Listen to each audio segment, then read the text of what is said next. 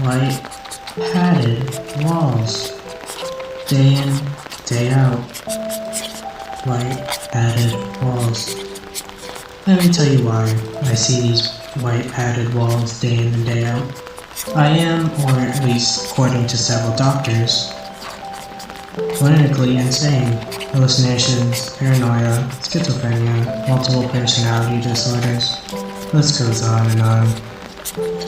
I was a normal working class man, living the American dream. I had a wife and 2 children. My income was high, and my debt was low. I had it all. Then things started to go wrong. They started to go wrong in a direction I couldn't even predict. My wife and I always wanted to go to the British Islands for a long time. The money wasn't there, and it took several years and 2 promotions before we could even begin to think realistically. Anyway, after months of careful planning and preparation, we were on a plane flying over the Atlantic Ocean. Just me and her, no kids, no job, nothing. A beautiful scenery, relaxation for 24 days straight. Fast forward a week. Having taken in many of the big city sites, we decided some of the smaller places out in the countryside. We packed a bag. It was small, but it was most of the essentials, and took a cab to the royal side of England. This is where things started to go wrong. Not the whole world coming to an end wrong, but still just wrong. And we came across an old tailor and modernly decorated cabin. He said that he'd been making suits for over 65 years. My interest was definitely there.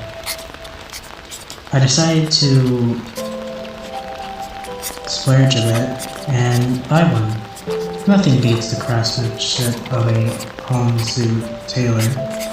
After paying for it and calling a cab, a picture on the wall caught my eye. It was an old black and white, mid-50s most likely.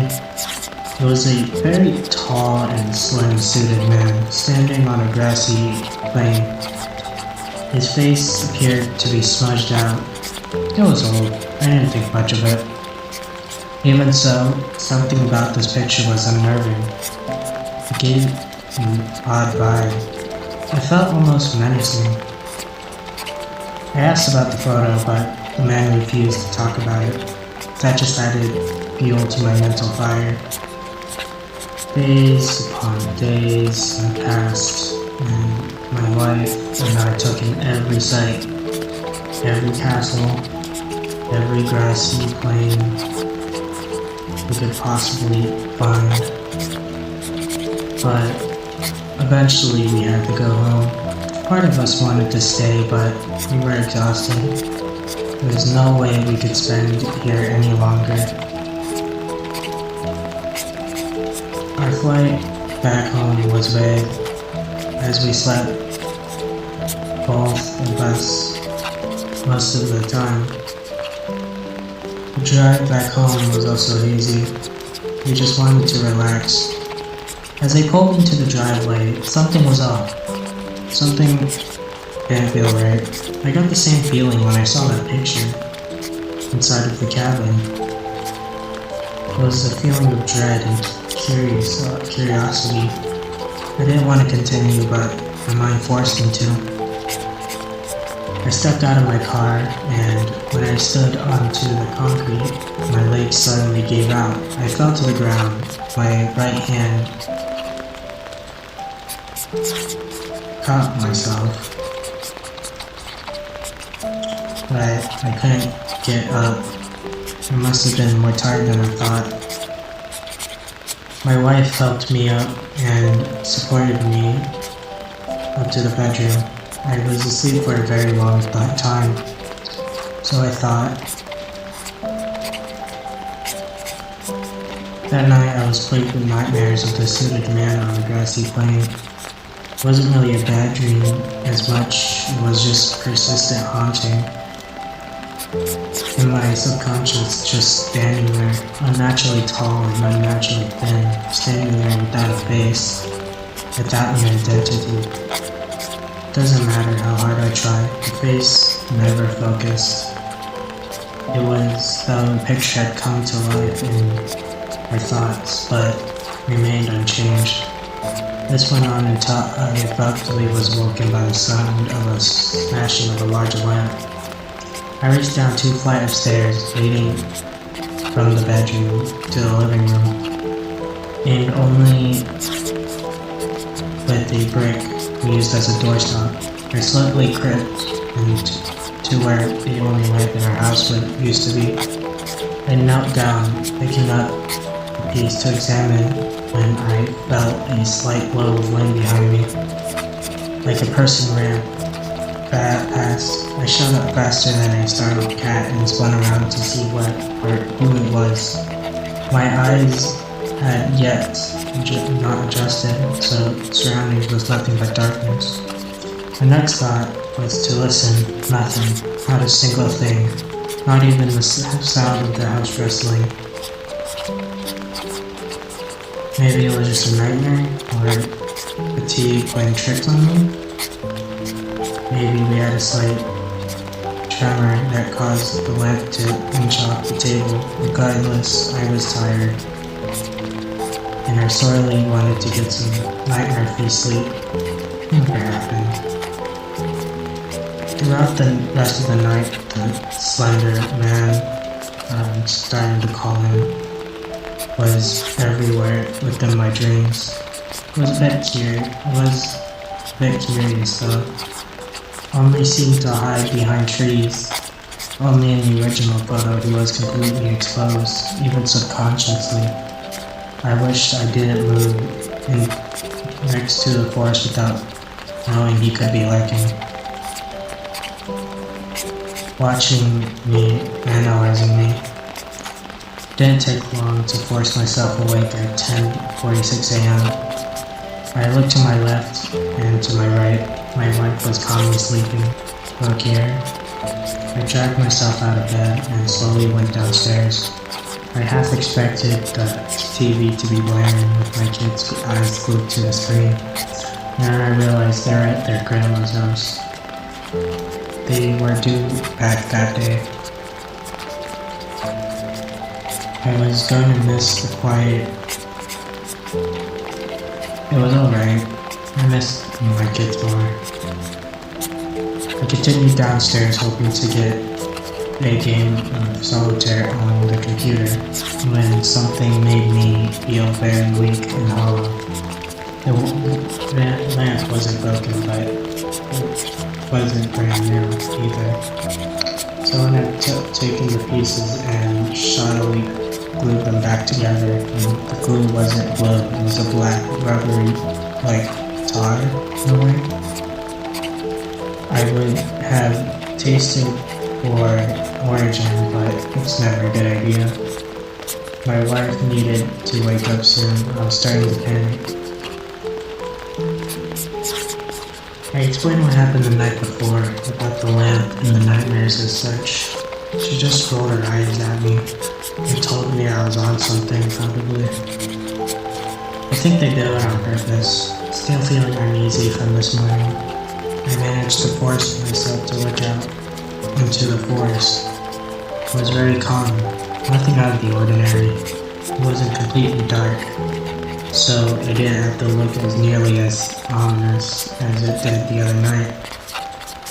I was badly lamenting this night in particular. Suddenly I saw a light at the corner of my eye. That caused me to nearly jump out of my skin. It was just the kids getting dropped off. I swear, I was thinking too much into this. I could never get my nerves steady half the time. Hours passed. We played with the children. We put them to bed, and we relaxed on the couch. My wife was asleep on my chest, and I was nodding off. I slowly closed my eyes. It wasn't long before the quiet was broken by me, and my wife and I woke up. The window broke upstairs, and hearing it blurry, we ran up as fast as we could. Our eldest son was scared out of his mind. He said it came from his brother's room. Without thinking, I kicked the door in. Only the night light in the far room of the corner brought light into the pitch black room. And there he was, the man from my dreams, the slender man, bending over my son's bed. Having seen him, I acted without knowing what was going on. Punches were thrown, long black tendrils went all around. The last thing I remember was being held tightly above the ground, thrown against the wall. Then, that's when I blacked out. When I came to, my wife was in tears. I had 3 cracked ribs, and my son was gone. The slender man had my son, and there I was, doing nothing. But I knew he was gonna come back, and that's when I'd get him. The rest of my days were full of emotion. My wife could hardly stop crying. The other son was in a constant state of shock. I could barely think straight. I did, however, manage to call the police. Told my son had been abducted by men in a long black suit. I kept the details of the tendrils to myself in fear that they wouldn't believe me. That was the least of my worries. I needed to figure out when he would return. The police showed up and took both of our statements. They examined my son's room and did a quick scour of the forest outside. Not a single piece of evidence could be found. They began leaving when something hanging very high up branch caught their eye. Piece of material, black, pinstriped. It was much like a suit that I bought on vacation. I pointed this out to the police and they inquired to see my suit. I gladly shoved them away. When I opened the closet door, what they found was beyond belief. Wrapped in my now tattered suit was my son, completely drenched in blood. He didn't look conscious. Both myself and the police were shocked and disgusted, but that's when I blacked out. When I came to, I was in an unfamiliar place. Gray painted walls, small window on one of them, one exponentially bland table. Great, I was in an interrogation room. I sat there alone for the good part of an hour before an actual human life entered the room with me.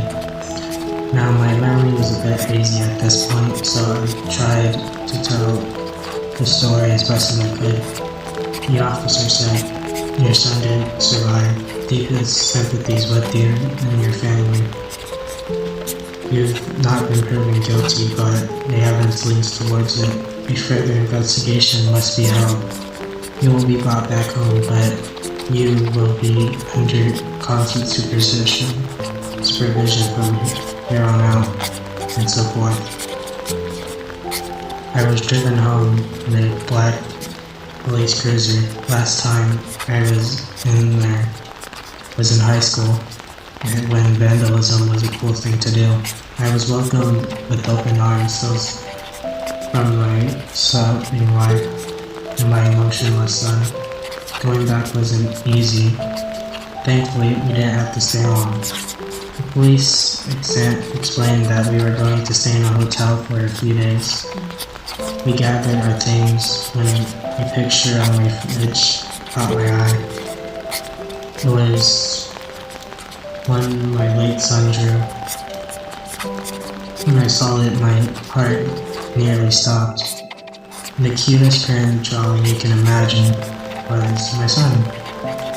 standing next to a tall, faceless man in a black suit.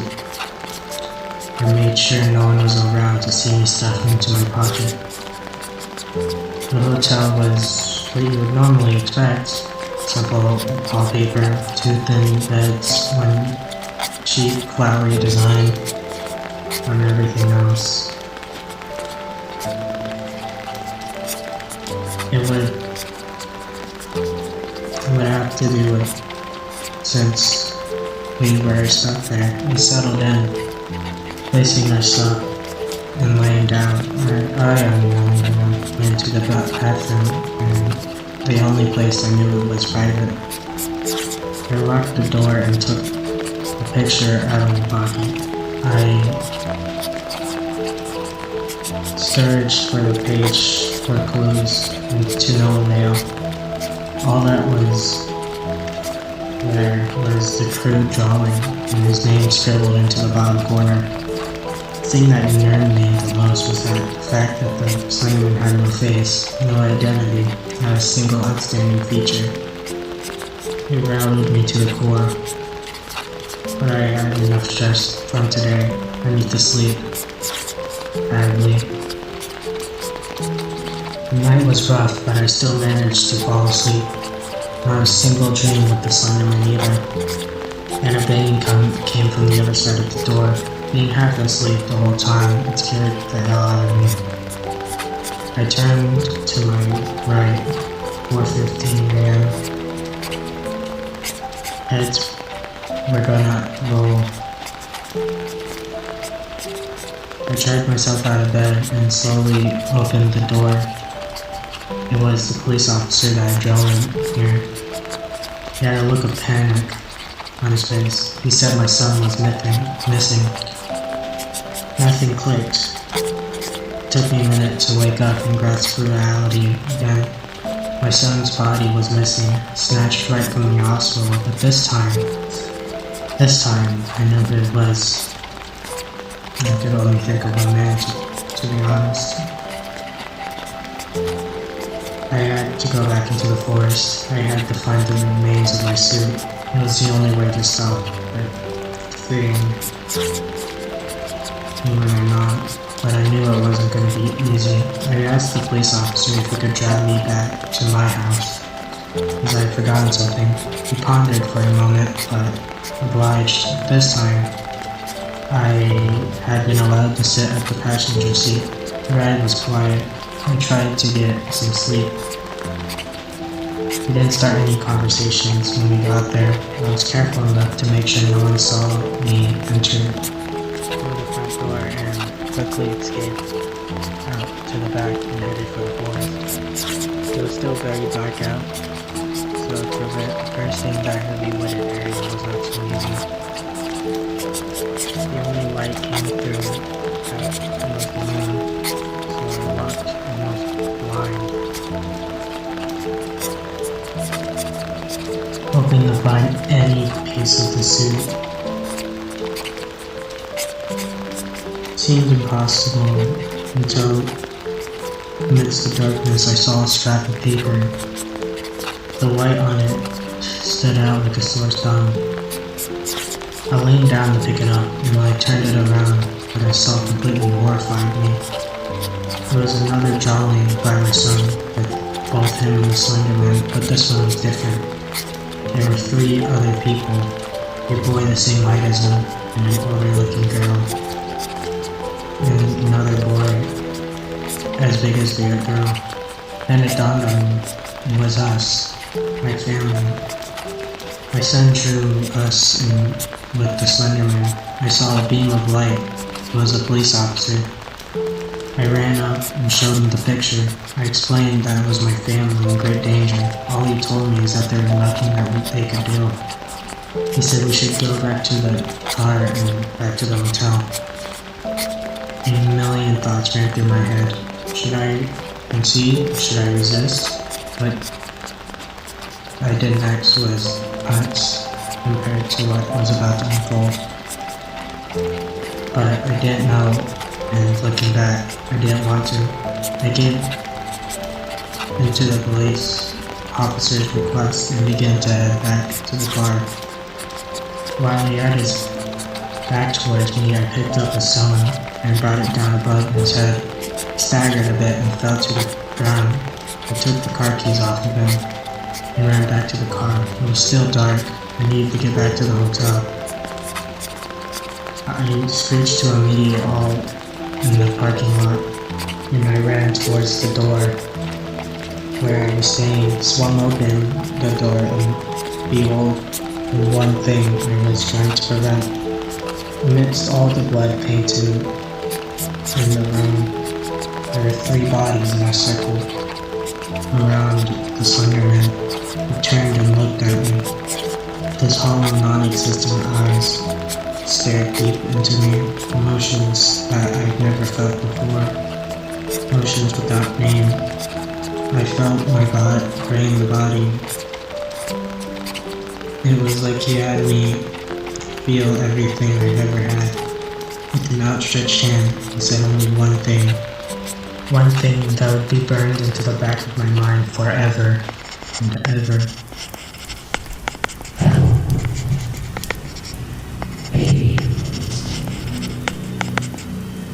Silence came from behind.